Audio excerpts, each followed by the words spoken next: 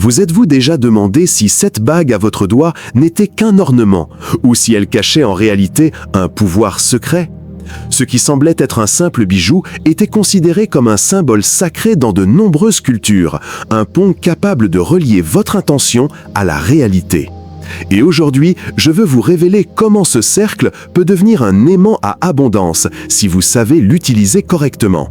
Suivez-moi jusqu'à la fin car vous découvrirez la clé qui transformera à jamais votre relation à l'argent, à la prospérité et à votre propre destin. Le cercle est l'un des symboles les plus anciens et les plus universels de l'humanité. Il est présent dans tout ce qui nous entoure, dans le soleil qui nous donne la vie, dans la lune qui rythme nos cycles, dans les planètes qui gravitent dans l'immensité du cosmos, et même dans la forme des cellules qui soutiennent notre corps. Il n'y a ni début ni fin, seulement une continuité. C'est précisément pour cette raison que, depuis l'Antiquité, le cercle est considéré comme un rappel de l'éternel, de la plénitude et de la perfection. Les civilisations antiques ne voyaient pas le cercle comme une simple figure géométrique. Pour elles, c'était un portail sacré. En Égypte, le cercle était associé à la protection et à l'éternité. Les pharaons le comprenaient si bien qu'ils ne se séparaient pas de leurs anneaux, même après leur mort. Ces objets les accompagnaient jusqu'à la tombe, car on les croyait gardiens de l'âme, les accompagnant dans leur voyage vers l'au-delà. En Amérique, les chamans utilisaient des tambours circulaires non seulement pour marquer le rythme, mais aussi pour combler le fossé entre les mondes physiques et spirituels. Ce cercle vibrant à chaque battement était perçu comme un moyen de se rappeler que tout est connecté et en mouvement constant. En Inde, le cercle apparaît dans les mandalas, cartes sacrées de l'univers qui nous aident à nous connecter au divin.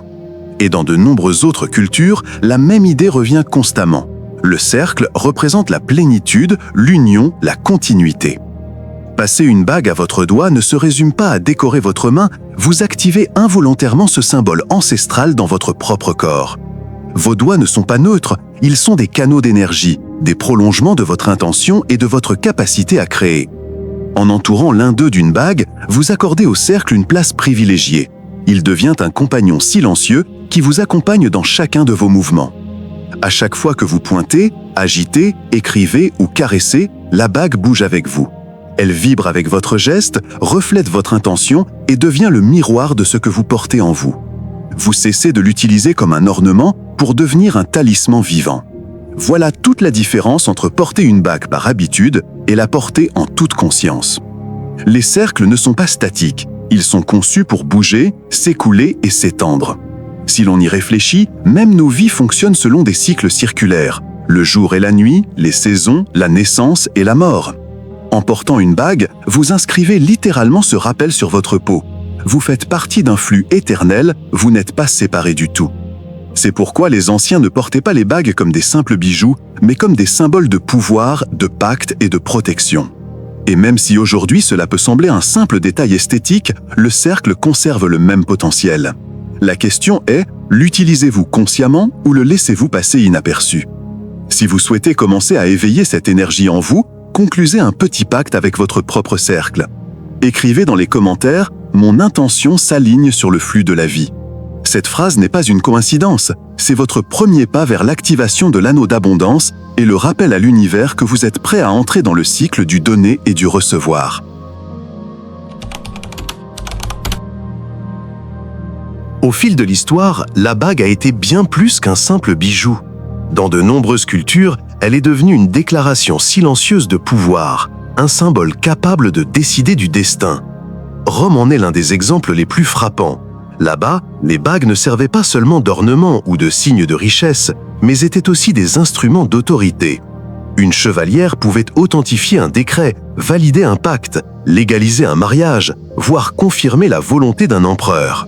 Ce petit cercle de métal avait un poids immense. Il représentait la capacité de transformer la réalité d'un simple geste. Celui qui la portait n'affichait pas seulement un statut social, mais aussi un symbole de contrôle, d'influence et de légitimité. Mais la bague n'était pas toujours associée au pouvoir politique. En Orient, notamment en Inde, elle revêtait une signification plus spirituelle et énergétique. Là-bas, on considérait que le corps humain est une carte vivante et que chaque doigt est lié à une force cosmique. Il ne s'agissait pas de mode ou d'esthétique, mais d'activer des énergies spécifiques au contact des bagues. En porter une à l'index revenait à invoquer l'influence de Jupiter, expansion, sagesse, leadership et justice. Le placer à l'annulaire signifiait se connecter au soleil, vitalité, réussite, confiance et éclat personnel. Et chaque doigt avait sa propre signification, telle une antenne prête à capter une fréquence différente de l'univers. Imaginez la profondeur de cette vision. Votre main devient une planche sacrée et la bague est la clé qui active cette partie de votre énergie. Les yogis savaient que le choix du doigt sur lequel une bague était placée n'était pas une coïncidence, car la géométrie du corps reflète celle du cosmos. En portant un cercle, ils ne se contentaient pas d'orner leur peau, ils alignaient leurs vibrations sur une force supérieure. Le plus curieux est qu'au fond, Rome et l'Inde partageaient un principe caché. Une bague n'a pas de valeur pour son matériau, mais pour ce qu'elle signifie. À Rome, elle représentait le pouvoir et l'influence. En Inde, elle représentait l'énergie et la connexion spirituelle. Dans les deux cas, le cercle était une extension de l'âme de celui qui la portait. Porter une bague sans but précis, c'est comme se regarder dans un miroir vide. Elle brille, certes, mais elle ne reflète rien. Vous pouvez acheter l'or le plus pur, sertir le pierre la plus précieuse, mais si vous ne le remplissez pas intentionnellement, ce cercle n'activera rien en vous. Ce ne sera qu'un ornement creux. Par conséquent, la vraie question n'est pas « quelle bague porter ?», mais « que représente cette bague pour moi ?» Car chaque fois que vous entourez votre doigt d'un cercle, vous déclarez quelque chose à l'univers, même inconsciemment. Vous dites « voici ce que je choisis de porter, voici l'énergie que je veux activer ». L'histoire nous rappelle que la bague n'a jamais été superficielle. C'était un sceau, un pacte, une carte du cosmos. Aujourd'hui, elle reste la même, mais à vous de choisir si vous la portez comme un simple ornement ou comme un rappel de votre pouvoir personnel et de votre capacité à créer l'abondance dans votre vie. Le premier anneau que vous devez éveiller dans votre vie est l'anneau de l'intention. Et je veux que vous compreniez cela en toute clarté. Peu importe le métal dont il est fait, qu'il soit en or, en argent, en acier ou même en bois. L'essentiel ne réside pas dans le matériau, mais dans l'énergie que vous décidez d'y imprimer. Un anneau est neutre jusqu'à ce que vous le chargiez d'une intention. Et lorsque vous le faites, ce cercle devient un aimant silencieux qui vibre à l'écoute de votre désir le plus profond. Le pouvoir de cet anneau est de vous forcer à vous souvenir. L'esprit humain vagabonde, se laisse distraire par l'urgence et oublie l'essentiel. Combien de fois avez-vous commencé quelque chose avec enthousiasme pour finalement vous perdre avec le temps? C'est le sort de nombreux rêves, ils sont rangés dans un coin oublié. Mais l'anneau de l'intention brise ce cycle. Chaque fois que vous regardez votre main et que vous voyez le cercle briller, c'est comme un rappel à la réalité. Un rappel de qui vous êtes et de où vous allez. Ce n'est pas de la magie extérieure, c'est une discipline intérieure. Chaque regard posé sur la bague est une affirmation silencieuse. Voilà ce que je veux, voici ce que je choisis de créer. Le cercle devient votre ancre, le symbole qui maintient votre boussole alignée, même lorsque le monde qui vous entoure semble chaotique. Imaginez porter cette bague lors d'une journée difficile, lorsque vous ressentez le doute, la peur ou la fatigue. Au lieu de sombrer dans la confusion, vous la regardez, la touchez, respirez et rappelez-vous que votre intention est vivante. Ce petit geste peut vous redonner des forces, vous rappeler que tout ce que vous faites a un but plus grand. C'est là que la bague cesse d'être un objet pour devenir un allié spirituel. Les traditions anciennes le savaient. Elles n'avaient pas besoin de l'expliquer par la science moderne, elles le comprenaient par l'expérience. Les chamans, les sages et les chefs spirituels répétaient un enseignement qui reste vrai aujourd'hui. Ce que vous tenez clairement, vous l'attirez avec puissance. Et la bague d'intention est le moyen le plus simple de maintenir cette clarté au quotidien. C'est pourquoi je veux vous donner une phrase qui en résume toute la puissance. L'intention est puissance. Si courte et pourtant si profonde, elle pourrait guider toute votre vie. L'intention est l'étincelle qui allume le feu, la graine qui porte l'arbre, la parole qui ouvre des chemins invisibles. Si vous oubliez votre intention, vous perdez votre pouvoir. Si vous vous y accrochez, rien ne peut vous arrêter. Et voici ce que peu de gens savent. Une bague sans but est comme un miroir vide. Elle reflète l'éclat vers l'extérieur, mais ne projette rien vers l'intérieur. Ne faites pas cette erreur. Ne faites pas de votre bague un ornement creux. Donnez-lui une âme, un sens, et vous verrez comment votre vision de la vie s'en trouvera également transformée. Maintenant, je veux vous proposer quelque chose de concret. Si vous voulez vraiment activer ce premier anneau, il ne suffit pas d'entendre ces mots. Vous devez déclarer votre engagement. Rendez-le visible, faites-le vôtre. Écrivez dans les commentaires « Mon intention guide mon abondance ». Cette phrase sera votre clé d'entrée, votre premier pacte avec le cercle éternel. Et chaque fois que vous vous en souviendrez, vous sentirez votre intention prendre forme, attirant des opportunités qui vous semblaient autrefois invisibles. C'est le début de votre voyage avec les anneaux. Et croyez-moi, si vous maîtrisez votre intention, tout le reste se répandra avec une puissance que vous ne pouvez même pas imaginer aujourd'hui. Chaque bague possède une voix distincte, et cette voix vient de son matériau. Porter de l'or n'est pas la même chose que porter de l'argent, tout comme un simple cercle de cuivre n'est pas la même chose qu'un anneau orné d'une pierre verte. Chaque élément possède sa propre vibration, une fréquence qui communique avec votre corps et votre énergie. Par conséquent, le choix d'une bague ne doit pas être une question de mode, mais de conscience. L'or, par exemple, a toujours été associé au leadership et à l'expansion. Ce n'est pas un hasard si les rois, les empereurs et les prêtres l'utilisaient comme symbole de pouvoir. L'or brille comme le soleil, transmettant autorité et magnétisme, mais surtout, il développe ce que vous êtes déjà. Si votre intention est de grandir, de diriger et d'innover, l'or devient votre allié naturel. L'argent, quant à lui, possède une énergie différente, plus douce et plus subtile. Il est lié à la lune, à l'intuition et au mystère de l'inconscient. Porter de l'argent, c'est porter sur soi un souvenir de votre capacité à ressentir au-delà de l'évidence. Il vous aide à écouter votre voix intérieure, à percevoir les signaux cachés et à rester connecté à la part la plus spirituelle de votre être. C'est le métal idéal pour ceux qui recherchent la clarté intérieure et la sensibilité à l'invisible. Le cuivre, ce métal rougeâtre et chaud, vibre sur une fréquence différente, celle de l'amour et de la créativité.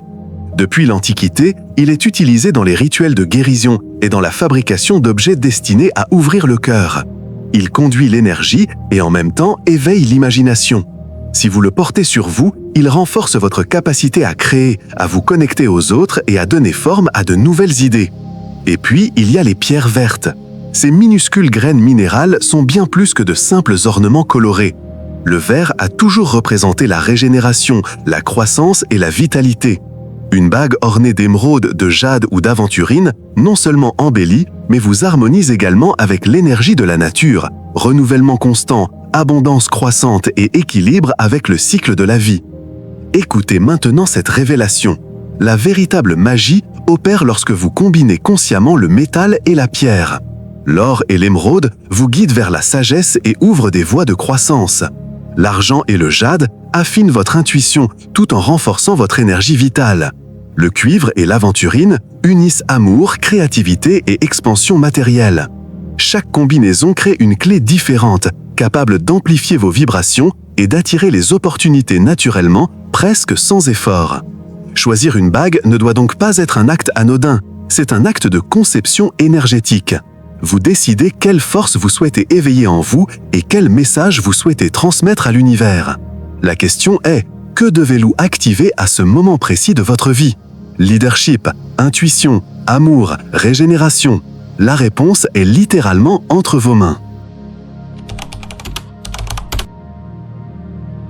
Vous êtes-vous déjà demandé pourquoi on porte une bague au doigt et pas ailleurs ? La réponse est surprenante. Chaque doigt est un canal énergétique, un point de connexion avec des forces plus grandes que vous ne l'imaginez. Et voici le plus révélateur, choisir le bon doigt pour porter votre bague peut changer votre façon de prendre des décisions, vos relations avec les autres et même l'énergie que vous attirez dans votre vie. L'index est peut-être le doigt le plus évident. Depuis l'enfance, nous l'utilisons pour indiquer le chemin, pour dire « voici le chemin ». Ce n'est pas un hasard si, dans l'Antiquité, de nombreux dirigeants portaient leur bague à l'index, symbole de commandement. À Rome, par exemple, une bague à ce doigt ne symbolisait pas seulement l'autorité, c'était un décret vivant d'influence et de pouvoir. Si vous choisissez de la porter aujourd'hui, vous activerez cette même énergie, le leadership, l'esprit de décision et la capacité à projeter votre volonté dans le monde. Le majeur est différent. Il se trouve au centre de la main et cette position n'est pas un hasard. Il représente l'axe, l'équilibre. Dans certaines traditions, porter une bague à cet endroit rappelait à celui qui la portait que le véritable pouvoir ne se trouve pas dans les extrêmes, mais au milieu. C'est le doigt de la stabilité, celui qui aide à trouver l'équilibre entre action et calme, entre le matériel et le spirituel. Si vous êtes à un stade de votre vie où vous avez besoin d'ordre intérieur, de paix et de clarté, ce doigt peut devenir votre point d'ancrage. Et puis il y a l'annulaire, peut-être le plus symbolique. Aujourd'hui, on l'associe presque exclusivement au mariage, mais ce lien est une origine plus profonde. Les Romains croyaient que la vena amoris, la veine de l'amour, partait de ce doigt et se connectait directement au cœur. C'est pourquoi on y plaçait les bagues de fiançailles. Mais au-delà du romantisme, ce doigt symbolise les pactes et l'engagement. En portant une bague à l'annulaire, vous ne scellez pas seulement votre union avec une autre personne. Vous scellez un accord avec vous-même, avec votre chemin d'abondance, avec votre promesse de développer et de pérenniser ce que vous construisez. Ce qui est intéressant, c'est que ces interprétations ne sont pas propres à l'Occident. Dans la tradition hindoue, chaque doigt était associé à une planète et à une énergie particulière. L'index à Jupiter, sagesse, expansion, abondance. L'annulaire au soleil, vitalité, éclat et réussite. L'auriculaire avait même sa propre connexion, Mercure, planète de la communication et de l'intelligence. Les yogis savaient que le corps humain était une carte de l'univers et que les doigts étaient les clés pour ouvrir ces portails énergétiques. Alors réfléchissez. Chaque fois que vous choisissez où placer une bague, vous envoyez un message silencieux à l'univers. Ce n'est pas simplement un geste esthétique, c'est un décret énergétique. Si vous la portez à l'index, vous dites à la vie « je décide de mon chemin ». Si vous la portez au majeur, vous déclarez « je recherche l'équilibre en mon centre ». Et si vous la portez à l'annulaire, vous affirmez « je m'engage envers mon but et mon abondance ». Ce qui est intéressant, c'est que ces interprétations ne sont pas propres à l'Occident. Dans la tradition hindoue, chaque doigt était associé à une planète et à une énergie particulière. L'index à Jupiter, sagesse, expansion, abondance. L'annulaire au soleil, vitalité, éclat et réussite. L'auriculaire avait même sa propre connexion, Mercure, planète de la communication et de l'intelligence. Les yogis savaient que le corps humain était une carte de l'univers et que les doigts étaient les clés pour ouvrir ces portails énergétiques. Alors réfléchissez. Chaque fois que vous choisissez où placer une bague, vous envoyez un message silencieux à l'univers. Ce n'est pas simplement un geste esthétique, c'est un décret énergétique. Si vous la portez à l'index, vous dites à la vie « je décide de mon chemin ». Si vous la portez au majeur, vous déclarez « je recherche l'équilibre en mon centre ». Et si vous la portez à l'annulaire, vous affirmez « je m'engage envers mon but et mon abondance ». La prochaine fois que vous passerez une bague à votre main, faites-le en pleine conscience. Ne le faites pas au hasard. Demandez-vous « qu'est-ce que je veux activer aujourd'hui ?» Car votre main ne se contente pas de créer, elle décrète aussi. Et chaque bague que vous portez est un amplificateur de votre intention la plus profonde. Une bague en soi n'est rien d'autre qu'un cercle de métal. Mais lorsqu'on l'intègre à un rituel conscient, elle cesse d'être un simple ornement pour se transformer en un talisman vivant, un miroir vibrant de notre propre énergie.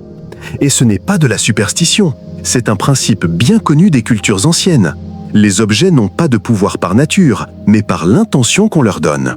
Dans l'Égypte antique, par exemple, les prêtres baignaient leurs bagues dans des huiles sacrées avant de les porter lors de cérémonies, convaincus que cela les imprégnait du pouvoir des dieux. En Inde, les yogis consacraient leurs bagues par des mantras, répétant des mots sacrés qui vibraient en harmonie avec le métal et la planète associée au doigt choisi. Et chez les peuples amérindiens, les chamans pratiquaient des purifications par la fumée avec des herbes, comme la sauge ou le copal, pour purifier et activer les objets avant de les utiliser comme outils spirituels. Ce qui est fascinant, c'est que vous aussi vous pouvez le faire. Nul besoin de rituels compliqués ni de grandes cérémonies. Un geste empreint de présence suffit. Vous pouvez purifier votre bague à l'eau et au sel marin pour libérer toute l'énergie accumulée. Vous pouvez la laisser toute la nuit à la lumière de la pleine lune, symbole du cycle éternel et du renouveau. Ou vous pouvez la placer à votre doigt chaque matin en fermant les yeux et en prononçant une affirmation simple mais puissante, comme « Cette bague reflète mon abondance et m'ouvre la voie vers de nouvelles opportunités ». L'essentiel n'est pas la forme exacte du rituel, mais l'intention que vous y placez. Car en le faisant consciemment, vous activez une fréquence qui commence à résonner en vous. La bague n'est alors plus un objet vide. elle devient un symbole vivant, une clé qui vous relie au flux de la vie. Chaque fois que vous la regarderez, vous vous souviendrez du moment où vous l'avez consacrée, et ce souvenir suffira à nourrir votre objectif. Le rituel ne transforme pas seulement la bague, il vous transforme aussi, car en prenant une pause, en faisant un geste quotidien conscient, vous entraînez votre esprit à vivre avec plus de présence. Et cette présence est la véritable porte d'entrée vers l'abondance. Alors n'oubliez pas, chaque fois que vous activez votre anneau, vous ne répétez pas un acte vide de sens. Vous vous rappelez que vous avez le pouvoir d'imprégner la matière du sacré. Et maintenant, je vous invite à faire votre premier pas. Si vous souhaitez activer votre talisman personnel, écrivez dans les commentaires « J'agis avec intention et je reçois l'abondance ». Cette phrase sera votre rituel initial, votre déclaration vibratoire. Et croyez-moi, en le faisant en pleine conscience, vous sentirez quelque chose s'embraser en vous, comme si le cercle brillait non seulement à votre doigt, mais aussi dans votre âme. Alors n'oubliez pas, chaque fois que vous activez votre anneau, vous ne répétez pas un acte vide de sens. Vous vous rappelez que vous avez le pouvoir d'imprégner la matière du sacré. Et maintenant, je vous invite à faire votre premier pas.